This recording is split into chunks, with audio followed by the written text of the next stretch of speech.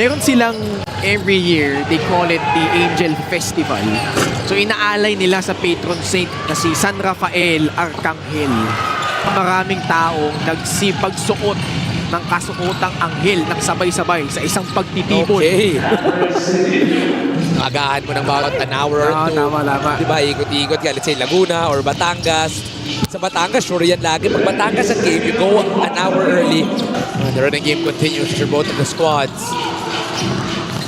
John Fa, sumalakay sa loob. Lays it up in it. Hindi lang bilis ang meron si John Fa. He knows how to control his body. Even Manila, chance to take the lead. Extreme ang subok at kumpletong appliance brand ng Pilipinas. Shot rejected by Barrera but there to clean it up. Pass outside Castillo. Masyadong matulis yung tira. John Fa the rebound. John Fa goes up strong. Undeterred by 4 defenders. tried to snake it, tried to attack, used his bump. These were two taller guys than John Fa. Pero yung control niya sa katawan niya at sa Doligon, rebound off a miss. Baltasar, fake. Basket in one. What a pass from John Fa. during the photo shoot of the MPBL. Sport Plus. Yung photo shoot ng MPBL.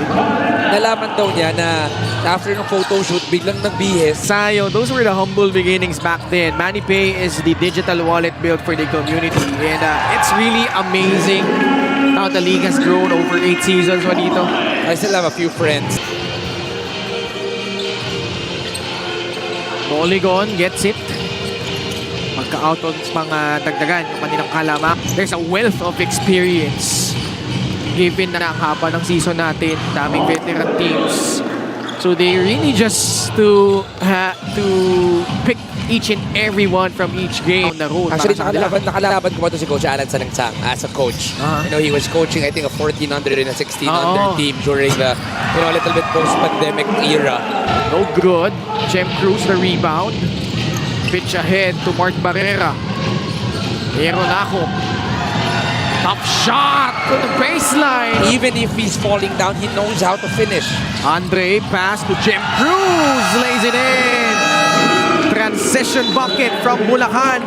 Against Manila, maraming veterano, but the skills and the experience, makakayang lumaban dito ng Bulacan.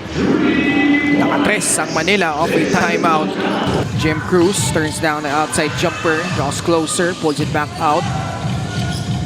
Nahanap si Barrera. Bagyang na libre. Just enough space. On the side of his team. Jason Mancao answers right back with a 3 of his own. One on the right, one on the left. Para dito kay Jason Mancao. John Fa. Pass outside. Jan Baltasar.